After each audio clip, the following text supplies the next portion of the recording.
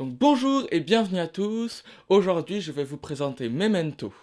Donc comme je l'avais expliqué dans la vidéo de présentation que je vous mets juste là, d'ailleurs n'hésitez pas à aller la regarder, je vais présenter chaque samedi jusqu'à fin août un film de Christopher Nolan.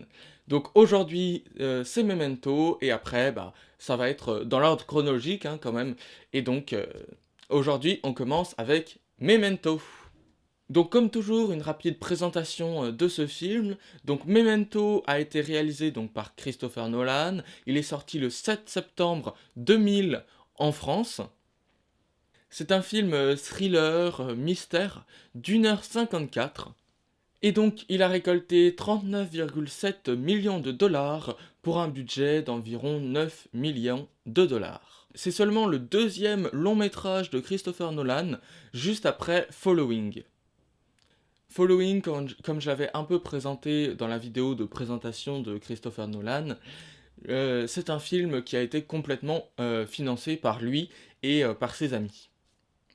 Il a écrit le scénario sur la base de Memento Mori, qui est une nouvelle écrite par son frère Jonathan Nolan. En 2000, il a remporté le prix du Festival du cinéma américain de Deauville. Et en 2002, il a eu 2 nominations aux Oscars pour le scénario original et pour le montage. Et en 2002, encore une fois, il a eu une nomination aux Golden Globes pour le scénario. Donc voilà pour la petite présentation, maintenant passons directement au synopsis de ce film. Donc on suit l'aventure de Leonard Shelby, qui est un homme souffrant d'une amnésie antérograde, c'est-à-dire qu'il ne peut pas fabriquer de nouveaux souvenirs.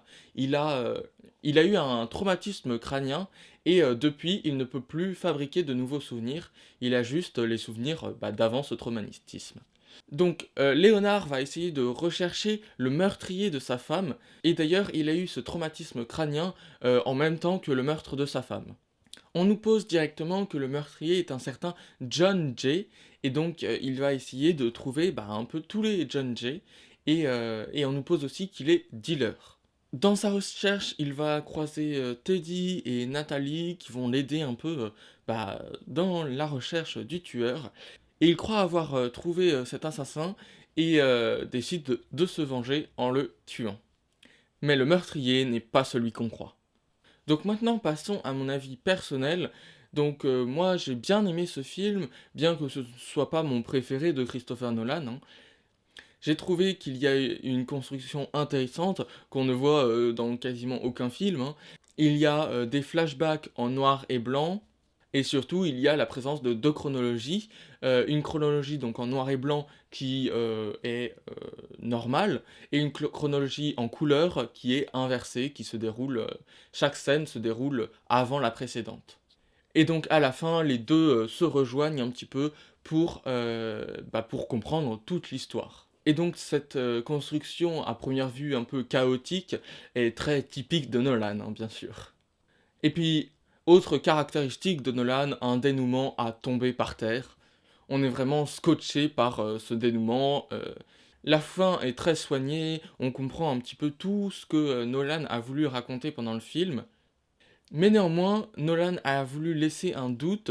On n'est pas bien sûr de si Léonard a réellement tué le meurtrier. On ne sait pas d'ailleurs qui est le meurtrier de sa femme.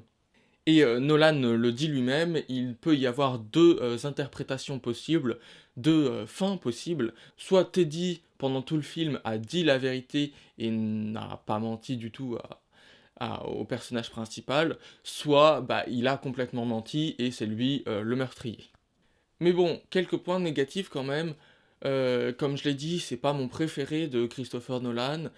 Parce que donc voilà, à part la construction qui est bien travaillée, la fin qui est aussi très, très bien travaillée, le scénario reste relativement banal, je trouve. Bon, quelqu'un qui a une amnésie, qui essaye de retrouver son passé, en même temps mêlé à une affaire de meurtre, c'est un petit peu classique. On peut le retrouver dans plein de scénarios. Et personnellement, je l'ai vu il y a quelques temps, et en préparant cette vidéo, je ne me rappelais que de la construction qui était en 2 temps, avec des flashbacks et tout, et de la fin, mais pas vraiment des détails de l'intrigue ou quoi que ce soit, ou même du personnage principal. Alors que par exemple, Le Prestige, dont je vous ferai la vidéo la semaine prochaine, j'ai beaucoup plus retenu que c'était une rivalité entre les deux personnages, par exemple. Donc voilà, mais quand même, il vaut le coup, rien que pour la construction, qui est quand même très bien, et la fin, toujours une fin digne de Nolan. Et donc voilà, une fin bouleversante. Donc maintenant, passons à deux petites anecdotes que j'avais envie de vous raconter. Donc la première anecdote, c'est que les personnages interprétant Nathalie et Teddy Gamble ont joué aussi dans Matrix. À savoir Joey Pantoliano qui a joué Teddy Gamble et Carrie Ann.